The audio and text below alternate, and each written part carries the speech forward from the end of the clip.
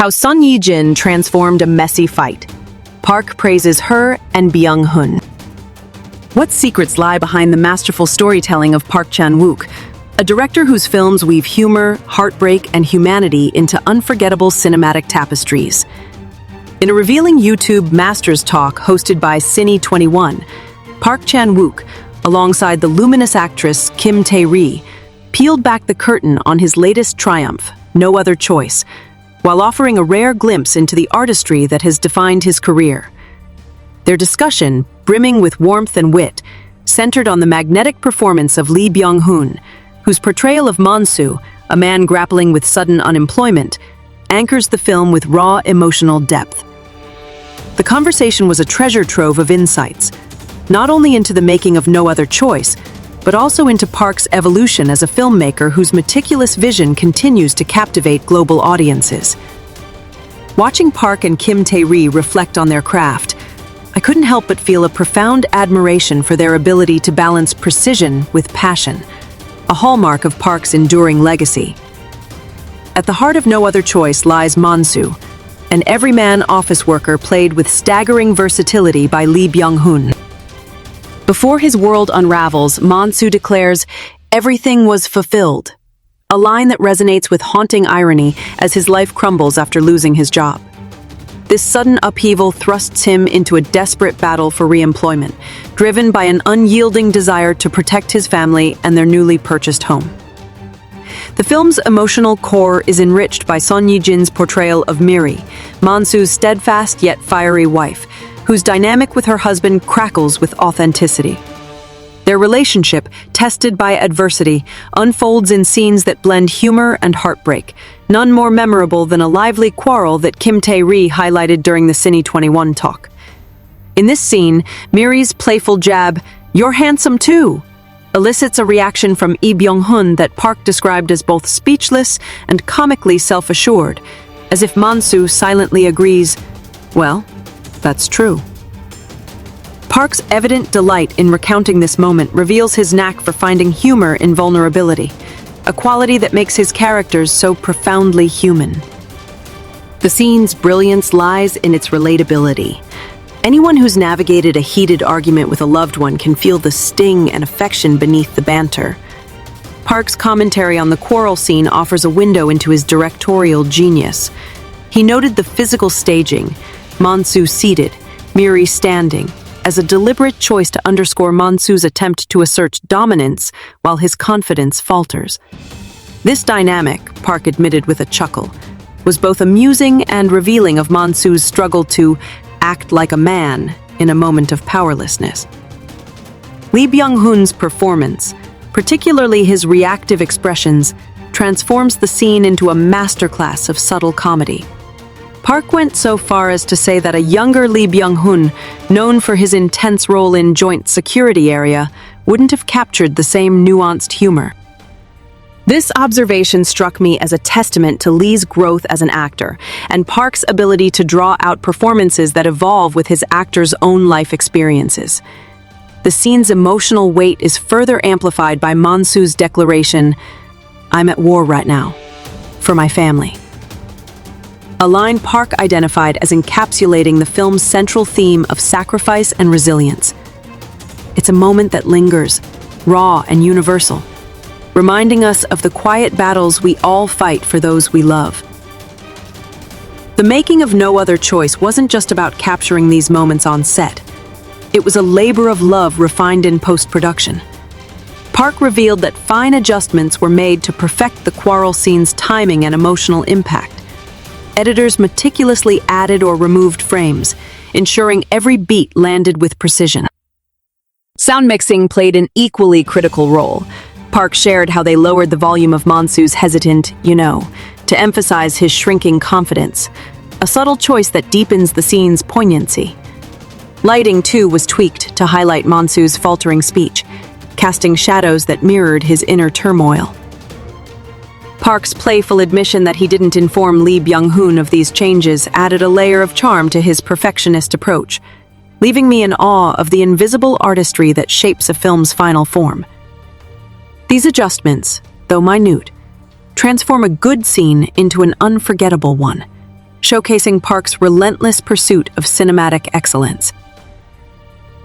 Beyond No Other Choice, the SBS documentary New Old Boy Park Chan-wook Part 2, which aired on October 9, 2025 at 10:20 p.m., offers a profound exploration of Park's journey from an introverted dreamer to a globally celebrated auteur. The documentary traces his evolution, revealing how a man who once hesitated to pursue directing due to his reserved nature became a visionary whose films like Old Boy, The Handmaiden, and Decision to Leave have redefined modern cinema. Featuring insights from longtime collaborators and iconic actors like Choi Min-sik, Song Kang-ho, and Lee Young-ae, the documentary paints a vivid portrait of Park's creative process.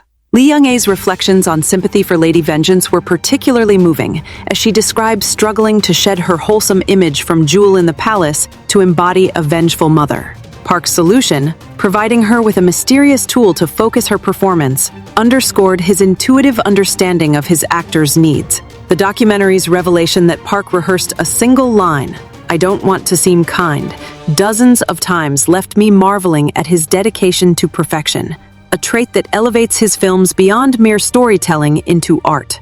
The documentary also shines a spotlight on Park's collaborations with actors like Tang Wei, whose performance in Decision to Leave earned her global acclaim. Tang's heartfelt comment at Cannes that Park made my life complete resonated deeply, reflecting the profound impact of his mentorship. To master her Korean lines, Tang listened to Park's personally recorded dialogue thousands of times, a process that speaks to both her commitment and Park's hands-on guidance. This anecdote, shared in the documentary, filled me with a sense of wonder at the lengths Park goes to ensure his vision is realized, fostering performances that are as emotionally authentic as they are technically precise. The inclusion of Tang's journey to Korea for the documentary further underscores the loyalty Park inspires in his collaborators, a testament to his unique leadership style.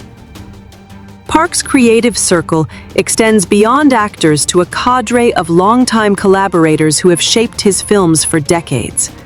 Screenwriter Chung So-kyung, music director Jo Young-wook, art director Ryu Sung-hee, editing director Kim Sang-bom, and makeup director Song Jong-hee are among those who shared candid insights in New Old Boy. Ryu Sung-hee's Vulcan Award at Cannes for her work on Decision to Leave highlights the caliber of talent Park surrounds himself with, while Song Jong-hee's creation of Choi Min-sik's iconic Old Boy haircut remains a cultural touchstone. Director Ryu Sung-won, once an admirer of Park, spoke of their evolving relationship, offering a glimpse into Park's ability to inspire even his peers. These collaborators, some with ties to Park stretching back 40 years to his university days, describe a director whose creative process is relentless, yet collaborative. Watching their testimonials, I felt a deep appreciation for the trust and camaraderie that underpin Park's work, creating a creative ecosystem where bold ideas flourish. Park's filmmaking philosophy, as explored in the documentary, is a masterclass in discipline and vision. From the spark of an idea to the final script, his writing process involves rigorous revisions, each draft meticulously honed to reflect his singular voice. On set, Park's direction is marked by a unique communication style, precise yet open to spontaneity, allowing actors and crew to contribute while adhering to his unwavering principles. The documentary captures decisive moments in this process, from the spark of inspiration to the final edit, revealing a director who builds new worlds with every film. Park's ability to balance control with creativity left me inspired, reminding me that great art often emerges from a delicate dance between structure and freedom. No Other Choice itself is a testament to Park's evolving artistry.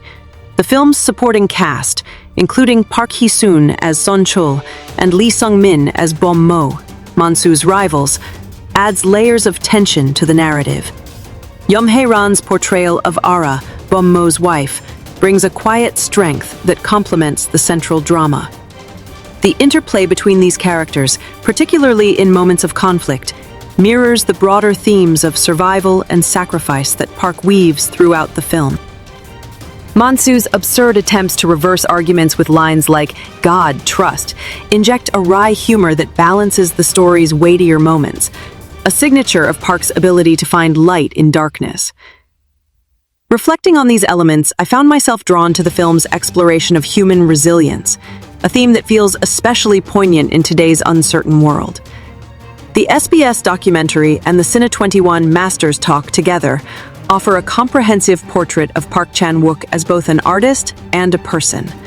The documentaries focus on his creative code, his relentless pursuit of new worlds, his meticulous attention to detail, and his ability to inspire those around him, paints him as a director whose influence extends far beyond the screen. For fans and newcomers alike, New Old Boy Park Chan-wook Part 2 is a celebration of a filmmaker who has spent decades pushing boundaries, challenging conventions, and crafting stories that resonate across cultures. As I reflect on Park's journey and the insights shared by his collaborators, I'm struck by the enduring power of his films to provoke, entertain, and inspire, leaving an indelible mark on cinema and those who experience it.